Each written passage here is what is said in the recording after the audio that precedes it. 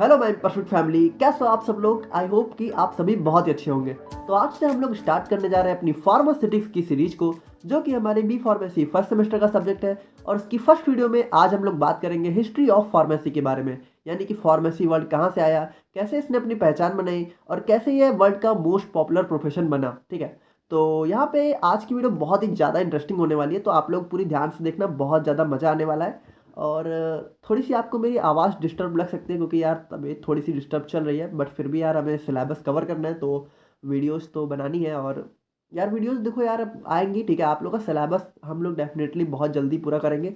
बाकी इन सारी बातों के साथ चलो आज का हम लोग वीडियो स्टार्ट करते हैं। तो जो हमारा फार्मेसी वर्ड है वो हमारे एक ग्रीक वर्ड से डिराइव किया गया है, जो कि फार्माकॉन है, और इसका मतलब होता है हमारा ड्रग या फिर मेडिसिन। यानी फार्मेसी बेसिकली हमारे ड्रग या फिर मेडिसिन से रिलेट करती है, यानी कि इनसे डील करती है। और यहाँ पे बात करें अगर, pharmacy is basically a health care profession, यानी कि आप लोग जानते हैं कि फार्मेसी जो है हमारा वो बेसिकली थोड़ा हेल्थ केयर प्रोफेशन है, जिसमें हम लोग जो है नॉलेज रखते हैं identification of drug and there preparation from natural and synthetic sources. यानी कि फार्मेसी एक हेल्थ केयर प्रोफेशन है जिसमें हम लोग ये जानते हैं कि जो हमारी ड्रग्स होती हैं, दवाएं होती हैं, ठीक है, उनको कैसे प्रिपेयर किया जाता है, उनको कैसे आइडेंटिफाई किया जाता है, और उनको मतलब कैसे नेचुरल या फिर सिंथेटिक सोर्सेज, यानी कि नेचुरल यानी कि हम लोग अपने जो पेड़ पौधों और हमारे एनिमल एक्सट्रैक्ट से जो दवाएं बनाते हैं, या फिर सिंथेटिक यानी केमिकल सोर्स से भी जो हम लोग दवाएं बनाते हैं, तो कैसे उनको बनाते हैं, कैसे उनकी पहचान करते हैं, वो सारी की सारी चीज़ें हम लोग फार्मेसी के अंदर स्टडी करते हैं। अब यहाँ पे अगर बात करें फार्मासिस्ट के बारे में, तो जो हमारा फार्मासिस्ट होता है वो हमारा पर्सन होता है जो एक्सपर्ट होता है कि मतलब दवाओं की डीलिंग में एक्सपर्ट होता है, ठीक है, उनको प्रिपेयर यानी उनको बनाने में, उनको डिस्पेंस यानी कि उनको जो है डिस्ट्रीब्यूट करने में, ये सारी चीज़ें हमारी फार्मासिस्ट के रोल के अंदर आती हैं। ठीक है, अब यहाँ पे बात करेंगे हमारे सिंबल ऑफ फार्मेसी के बारे में। तो यहाँ पे यार देखो, इस चीज़ के बारे में लगभग आपको किसी ने नहीं बताया होगा, हम लोग यहाँ पे इसको थोड़ा सा डिटेल में डिस्कस करेंगे। तो जो हमारा सिंबल ऑफ फार्मेसी है, तो बेसिकली जैसा आप देख सकते हो, ये हमारे चैनल का भी सिंबल है, यहाँ पे आप देख सकते हो।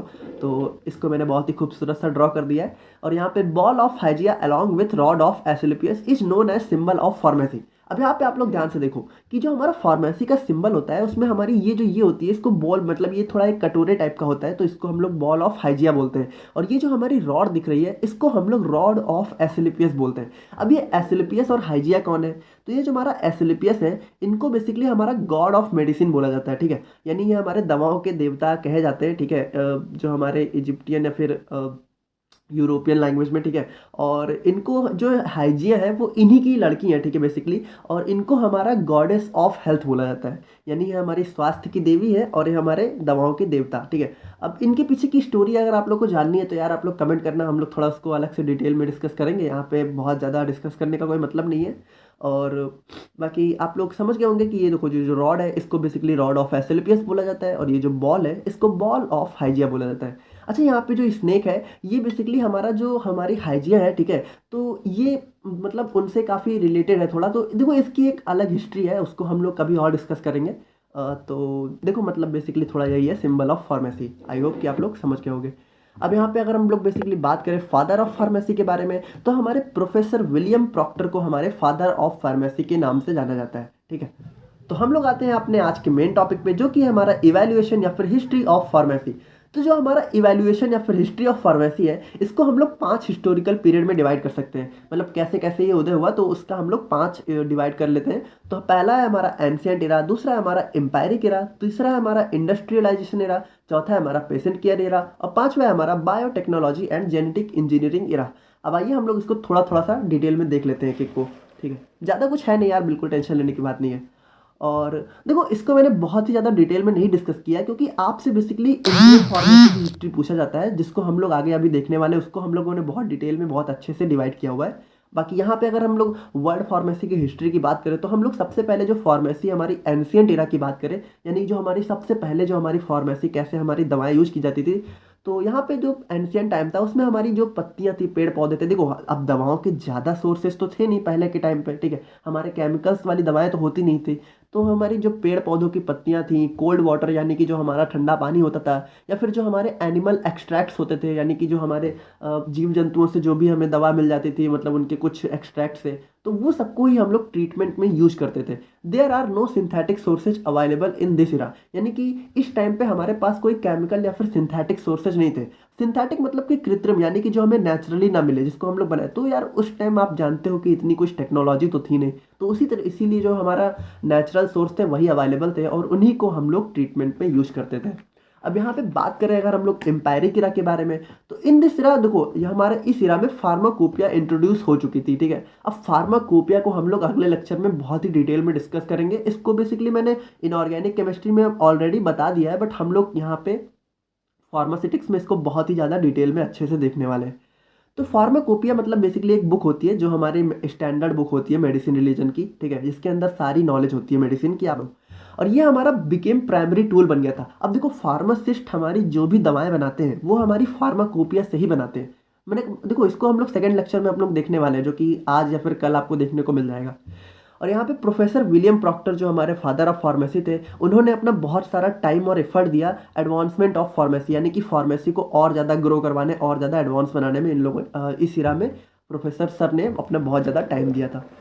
और यहाँ पे अगर बात करें इंडस्ट्रियलाइजेशन इरा की, तो देखो नाम से आप समझ सकते हो कि इस इरा में हमारे development and manufacturing of drugs started on industry level, यानी कि जो ये इरा था हमारा, यहाँ पे बेसिकली हमारी जो इंडस्ट्री थी वो मतलब इंट्रोड्यूस हो चुकी थी, हमारी इंडस्ट्रियाँ बनने लग गई थी और हमारी जो दवाएं थी उनकी डेवलपमेंट और मैन्युफैक्चरिंग बहुत ही ज़्यादा रैपिड और मास लेवल, यहाँ पे देख सकते हो आप, rapid mass production of medicine, यानी कि बहुत ज़्यादा, यानी कि मास मतलब क्या, बहुत ज़्यादा, और रैपिड मतलब बहुत तेज, यानी बहुत तेज़ी से बहुत ज़्यादा दवाओं का हमारा प्रोडक्शन चालू हो गया था। अब यहाँ पे अगर फोर्थ इरा की बात करें तो द पेशेंट केयर एरा। अब ये देखो, ये हमारा एरा जो है ये हमारा आज तक चला आ रहा है, ठीक है। और in this era research and development of new medicine started, यानी बेसिकली ये हमारा 19th सेंचुरी से स्टार्ट हुआ था और हमारी 21st सेंचुरी अभी तक भी चलता आ रहा है। यहाँ पे हम लोग जो है न्यू मेडिसिन की भी रिसर्च और डेवलपमेंट करने लग गए थे और pharmacist started taking more responsibilities including dispensing medicine and patient education. यहाँ पे जो हमारे फार्मासिस्ट थे तो उनका जो पुराने ज़माने में जो हमारा रोल था वो बहुत मतलब छोटा, काफ़ी लिमिटेड हुआ करता था। लेकिन यहाँ पे जो हमारे 19th सेंचुरी से 21st सेंचुरी की बात करें तो हमारे फार्मासिस्ट ने बहुत सारी मतलब उनके रोल बहुत ज़्यादा बढ़ गए थे, ठीक है। और यहाँ पे आज आप लोग जानते हो कि फार्मासिस्ट के लिए कितने सारे स्कोप है और कितना उसका मतलब कौन कौन से उसके काम होते हैं। सो फाइनली हम लोग अब देखने वाले हैं history of pharmacy in India, यानी कि हमारे इंडिया में हिस्ट्री फार्मेसी की क्या हिस्ट्री रही है, कैसे इसने अपना ग्रो किया, कैसे इसने अपनी पहचान बनाई, वो सब कुछ हम लोग देखने वाले हैं। तो इसको बेसिकली हम लोग दो कैटेगरी में डिवाइड करके देखते हैं कि हमारे जो हमारी स्वतंत्रता के पहले हमारी फार्मेसी की क्या हिस्ट्री थी, कैसे इसने ग्रो किया, और हमारी आफ्टर इंडिपेंडेंस हमारे फार्मेसी के फील्ड में क्या क्या डेवलपमेंट हुए। तो बिफोर इंडिपेंडेंस की बात करें तो यहाँ पे देखो मैंने इसको जो है हमारे ईयर वाइज डिवाइड कर दिया है, ठीक है, ताकि आप लोग को समझने में आसानी हो। तो हमारे जो 1842 है इसमें बेसिकली हमारा फार्मेसी पहली बार हमारा गोवा में सर्टिफाइड लेवल पे, ठीक है, यानी पेपर लेवल पे हमारी फार्मेसी जो है गोवा में पोर्तुगीज, यानी कि पुर्तगाल के जो हमारे इंडिया में पुर्तगाल वासी आए थे, ठीक है, उन्होंने हमारी पहली बार उनकी हेल्प से हम लोगों ने स्टार्ट करी, ठीक है, फार्मेसी एजुकेशन सर्टिफाइड लेवल यानी पेपर के लेवल पे। और उसके बाद हम लोग बात करें तो यार 1870 में हमारे मद्रास मेडिकल कॉलेज ने पहली बार लाइसेंसिएट एग्जाम कंडक्ट कराया फार्मेसी के फील्ड में, केमिस्ट एंड ड्रगिस्ट। और उसके बाद अगर हम लोग बात करें तो 1881 में हमारी कंपाउंडर्स जो होते हैं उनकी फॉर्मल ट्रेनिंग कराई गई, वो भी बंगाल में, ठीक है। और उसके बाद यार काफ़ी मतलब लंबे टाइम तक हमारे फार्मेसी के फील्ड में कोई ज़्यादा खास डेवलपमेंट देखने को नहीं मिली। और उसके बाद हम लोग जो है 1930 में, ठीक है, 1881 के बाद सीधे 1930 में हमारी जो इंडिया की गवर्नमेंट थी उसने हमारी एक कमिटी अपॉइंट करी under the chairmanship of late RNN Chopra, ठीक है। जो हमारे RN चोपड़ा एक हमारे कर्नल थे, ठीक है, उनके अंडर में हम लोगों ने हमारी जो गवर्नमेंट ऑफ इंडिया थी उसने एक कमिटी अपॉइंट करी, कमिटी बनाई जिसके लीडर हमारे RN चोपड़ा थे। तो to see pharmacy problems in India, यानी कि हमारे इंडिया में जो भी फार्मेसी क्यों नहीं ग्रो कर पा रही है, कैसी कैसी प्रॉब्लम्स आ रही हैं, तो उन सबको देखने के लिए हमारी ये कमेटी बनाई गई जिसको हमारे RN चोपड़ा सर लीड कर रहे थे। और उसके बाद देखो 1930 में हमारी कमेटी बनाई गई और 1931 में यानी जस्ट एक साल बाद हमारी इस कमेटी ने एक रिपोर्ट पब्लिश की, ये कहते हुए कि हमारा जो इंडिया है, हमारा जो भारत है, उसमें हमारे कोई रिकॉग्नाइज्ड प्रोफेशन ही नहीं है फार्मेसी का, ठीक है। तो जब हमारी ये रिपोर्ट पब्लिश हुई तो उसके बाद हमारे जो महादेव लाल श्रॉफ थे उन्होंने तुरंत ही हमारा जो एजुकेशन था फार्मेसी का उसके लिए हमारा इनिशिएट मतलब उसके लिए वर्क इनिशिएट किया। और उसके बाद हम लोग देखने वाले हैं 1937 में उन्होंने एक बिफार्मा कोर्स को इंट्रोड्यूस किया। तो देखो 1931 में हमारी रिपोर्ट पब्लिश करी और 1935 में हमारे यूनाइटेड प्रोविंस फार्मास्यूटिकल एसोसिएशन का इस्टेब्लिशमेंट हुआ, यानी कि हमारा इसका उदय हुआ। और ये हमारा लेटर मतलब बाद में ये हमारा इंडियन फार्मास्यूटिकल एसोसिएशन में कन्वर्ट हो गया, ठीक है। और 1937 की बात करें तो हमारे प्रोफेसर महादेव लाल श्रॉफ, अब ये हमारे इंडिया के फार्मेसी एजुकेशन के फादर हैं, ठीक है। बेसिकली आप इनको father of pharmacy of India भी कह सकते हो। तो इनके बारे में भी हम लोग अभी थोड़ा डिटेल में डिस्कस करेंगे। और तो बेसिकली इन्होंने क्या किया कि इन्होंने बनारस हिंदू यूनिवर्सिटी, आप सब लोग जानते होंगे BHU जिसको हम लोग जानते हैं, उसमें हमारा बी फार्मा कोर्स का इंट्रोडक्शन किया 3 ईयर, यानी कि सबसे पहले अगर बात करें जब हमारा बी फार्मा कोर्स स्टार्ट हुआ था तो वो सिर्फ 3 साल का था। वो हमारे महादेव लाल श्रॉफ ने बनारस हिंदू यूनिवर्सिटी में सबसे पहले इसको चालू किया था, ठीक है। और 1940 की बात करें तो हमारी इंडियन फार्मास्यूटिकल कांग्रेस एसोसिएशन का एस्टेब्लिशमेंट हुआ। और 1940 मतलब 1940 में ही देखो फार्मास्यूटिकल कांग्रेस एसोसिएशन भी इस्टेब्लिश हुआ। और 1942 में ही 1940 में ही हमारे ड्रग एक्ट 1940 का भी इंट्रोडक्शन हुआ, यानी 1940 इंडिया में लागू कर दिया गया, ठीक है। और उसके बाद 1945 की बात करें तो हमारा फार्मेसी बिल इंट्रोड्यूस किया गया to manage the pharmacy education in India, यानी जो हमारी बी फार्मा डी फार्मा जो भी हमारी फार्मेसी एजुकेशन है उनको मैनेज करने के लिए हमारा फार्मेसी बिल लाया गया, ठीक है, जिसके अंदर कई सारे प्लान्स थे हमारे एजुकेशन सिस्टम को इंक्रीज करने के लिए। और इसके बाद अगर हम लोग बात करें तो 1946 में हमारी इंडियन फार्माकोपिया लिस्ट को पब्लिश किया गया। अब हम लोग यहाँ पे देख चुके हैं कि 1947 यानी हमारे इंडिपेंडेंस से पहले हमारी फार्मेसी में क्या क्या डेवलपमेंट हुए। अब हम लोग देखते हैं कि 1947 के बाद हमारे इंडिया में फार्मेसी में क्या क्या चीज़ें हुई और क्या क्या उसकी हिस्ट्री है। सो आफ्टर इंडिपेंडेंस यानी हमारी आज़ादी के बाद हमारे देश में क्या क्या फार्मेसी के फील्ड में डेवलपमेंट हुआ है, आइए हम लोग उसको देखते हैं। तो 1948 में हमारे फार्मेसी एक्ट 1948 का पब्लिकेशन हुआ। और उसके बाद 1948 में ही हमारे डॉक्टर BN घोष के चेयरमैनशिप में हमारी इंडियन फार्माकोपिया कमेटी कंस्टिट्यूट की गई, यानी उसको इस्टेब्लिश किया गया। और उसके बाद 1949 में हम लोग की establishment of pharmacy council of India का इस्टेब्लिशमेंट हुआ, जो कि हमारे PCI, जो कि हमारी आज के दिन में हमारा जो भी बी फार्मा डी फार्मा जो भी चीज़ें हो रही है वो हमारी PCI के अंडर में ही अप्रूव होती हैं। तो आप सभी को भी पता होगा कि हम लोग जो भी स्टडी कर रहे हैं वो हमारी PCI के अंडर में आती है, ठीक है।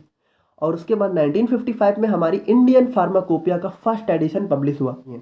और 1985 की बात करें तो जो हमारे नार्कोटिक एंड साइकोट्रोपिक जो सब्सटेंस है उनके लिए एक हमारा एक्ट प्रोड्यूस किया गया। अब देखो नार्कोटिक जो ड्रग्स होती हैं वो बेसिकली थोड़ी सी नशीली दवाएं होती हैं, तो इनके लिए हमारा एक एक्ट पब्लिश किया गया जिसमें इनकी लिमिटेड यूज या फिर रोकथाम के लिए इनका एक्ट पब्लिश किया गया। क्योंकि यार देखो क्या है ना कि हमारी ये जो दवाएं हैं ये हमारी बेसिकली थोड़ा ड्रग सब्सटेंस होती हैं, थोड़ा नशीली दवाएं होती हैं, तो इनका ज़्यादा यूज मतलब पहले इनके ऊपर कोई रोकथाम नहीं थी, लेकिन बाद में 1985 में इनके ऊपर एक लाइसेंस लागू किया गया, ठीक है। तो उसके बाद हम लोग बात करते हैं सर ML श्रॉफ के बारे में, जो कि father of pharmacy in India के नाम से जाने जाते हैं, ठीक है। इनको हमारे इंडिया में फादर कहा जाता है फार्मेसी का। तो सर ML श्रॉफ की बात करें तो इनका जन्म 6 मार्च 1902 को दरभंगा बिहार में पड़ता है, एक जिला है, ठीक है, उसमें हुआ था 1902 में। और इन्होंने पहली बार बी फार्मा और एम फार्मा एजुकेशन हमारे बनारस हिंदू यूनिवर्सिटी में स्टार्ट किया था। बी फार्मा हमारा 1937 में स्टार्ट हुआ था और एम फार्मा हमारा 1940 में स्टार्ट हुआ था। हम लोग बात करें अपने लास्ट टॉपिक की तरफ बढ़ते हैं कि pharmacy courses offered in India today, यानी आज के दिन में हमारी जो फार्मेसी के फील्ड में इंडिया में कौन कौन से कोर्स ऑफर किए जाते हैं। तो ये आप लोग देख सकते हैं, पहला है हमारा डिप्लोमा इन फार्मेसी जिसको हम लोग डी फार्मा के नाम से जानते हैं। दूसरा हमारा बैचलर ऑफ फार्मेसी जिसको हम लोग कर रहे हैं जो कि हमारा बी फार्मा है। मास्टर ऑफ फार्मेसी जो कि हमारा एम फार्मा है जिसको हम लोग बी फार्मा के बात कर सकते हैं। और उसके बाद practice based doctor of pharmacy कहते हैं, इसको हम लोग फार्मा डी के नाम से भी जानते हैं। और फिर मास्टर ऑफ साइंस में इन फार्मेसी, इसको हम लोग MS एम फार्म के नाम से जानते हैं, ठीक है। और doctor of philosophy in pharmacy, यानी इसको हम लोग फार्मेसी के फील्ड में जो हम लोग PhD करते हैं तो उसको हम लोग इसको कहते हैं। तो आई होप कि आप लोग यार आज का लेक्चर समझ गए होंगे और मुझे लगता है कि काफ़ी मज़ा भी आया होगा आप लोग को फार्मेसी की हिस्ट्री जान के। और फार्माकोपिया हम लोग अगले लेक्चर में लाने वाले हैं और इसकी नोट्स आप लोग को डिस्क्रिप्शन बॉक्स में मिल जाएगी। बाकी कोशिश करो कि नोट्स आप लोग खुद से बनाओ, ठीक है। जब तक आप लोग खुद से नहीं बनाओगे तब तक उतनी अच्छे से समझ में नहीं आएगा। बाकी अगर कोई क्वेश्चन है आप लोग का फार्मेसी से या फिर इस सब्जेक्ट से रिलेटेड तो प्लीज़ आप लोग कमेंट बॉक्स में पूछना। और बाकी अगर किसी टॉपिक पे आप लोग वीडियो चाहते हैं तो उसको हम लोग को सजेस्ट करिए, हम लोग उस पर वीडियो ज़रूर लेकर आएंगे। और मिलते हैं नेक्स्ट वीडियो में। Thank you so much.